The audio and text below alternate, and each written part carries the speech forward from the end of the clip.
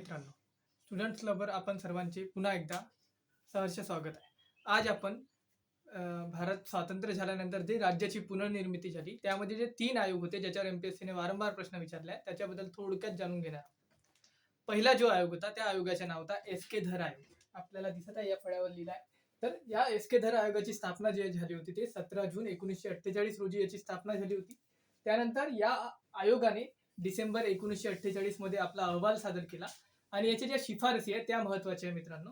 तर या शिफारसीमध्ये त्या आयोगानं असं म्हटलं होतं की भाषा व संस्कृतीच्या आधारावर राज्याची पुनर्निर्मिती केली जाणार नसून तर ते पुनर्निर्मिती कशासाठी होणार आहे, कोणाच्या आधारावर होणार आहे, तर प्रशासकीय सोयीनुसार राज्याची पुनर्निर्मिती होणार आहे असं या आयोगाने शिफारसी केल्या होत्या.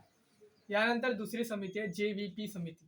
जे म्हणजे जवाहरलाल नेहरू, व्ही म्हणजे वल्लभभाई पटेल व पी म्हणजे पट्टाभी सीतारामय्या. या तिन्ही मिळून ही एक समिती नेमण्यात आली होती. पण या समितीचा कुठलाही अध्यक्ष नव्हता. तर ही समिती डिसेंबर 1948 मध्ये या समितीची स्थापना झाली आणि या समितीने एप्रिल 1949 मध्ये आपला अहवाल सादर केला. तर या समितीने सुद्धा ही शिफारस नकार दिला की राज्याची पुनर्निर्मिती ही भाषेच्या आधारावर व्हायला नको. हीच शिफारस त्या समितीने दिली. म्हणजे जी एस.के. धर आयोगाने शिफारस केली होती तीच या समितीने सुद्धा काय केली, तेलुगू भाषिक राज्यामध्ये मोठा असंतोष निर्माण झाला आणि त्यांनी राज्याची निर्मिती हे भाषेच्या आधारावर झाली पाहिजे अशी मागणी धरून लावली. पण आणि त्यासाठी मग पोट्टी श्रीरामल्लू हा नावाचा जो व्यक्ती होता तो उपोषणावर बसला. पण तो 56 दिवसाच्या उपोषणानंतर मरण पावला आणि जसा तो मरण पावला तर साहजिकच आहे का तिथे तो आंदोलन आणखी भडकला आणि मग शेवटी सरकारला नमावं लागलं आणि ऑक्टोबर 1953 मध्ये सरकारने जे वांचू समिती बनवली या वांचू समितीने आपला अहवाल सादर केला व वांचू समितीनुसार 1 ऑक्टोबर 1953 मध्ये एक कायदा बनवण्यात आला आणि या कायदा बनवल्यानंतर मद्रास राज्यातून आंध्र प्रदेश वेगळा कडून त्याची भाषिक आधारावर निर्मिती करण्यात आली. तर याचा अर्थ काय, तर भाषिक आधारावर निर्माण झालेले आंध्र प्रदेश हे पहिले राज्य होते.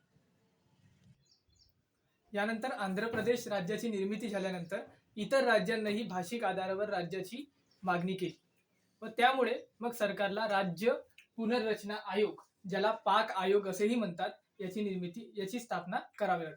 तर या पाक आयोग मधला पी म्हणजे के.एम. पन्नीकर जे या आयोगाचे सदस्य होते, त्यानंतर ए म्हणजे फजल अली जे या आयोगाचे अध्यक्ष होते आणि के म्हणजे H.N. कुंजरू. तर या तिन्ही नावाविषयी अनेकदा प्रश्न विचारले. तर के.एम. पन्नीकर, फजल अली आणि H.N. कुंजरू या सदस्यांनी मिळून ह्या पाक आयोगाची स्थापना झाली आणि या पाक आयोगाची स्थापना डिसेंबर 1953 मध्ये झाली आणि यांनी जो अहवाल सादर केला तो सप्टेंबर 1955 मध्ये यांनी अहवाल सादर केला आणि हे जे शिफारस होती या आयोगाने मग असं म्हटलं की आता भाऊ आपण भाषिक आधारावर राज्याची पुनर्रचना करून या तत्वास त्यांनी अनुकूलता दर्शवली. पण सोबतच त्यांनी काय म्हटलं की एक भाषा एक राज्य हा या तत्वाला त्यांनी नकार दिलेला आहे.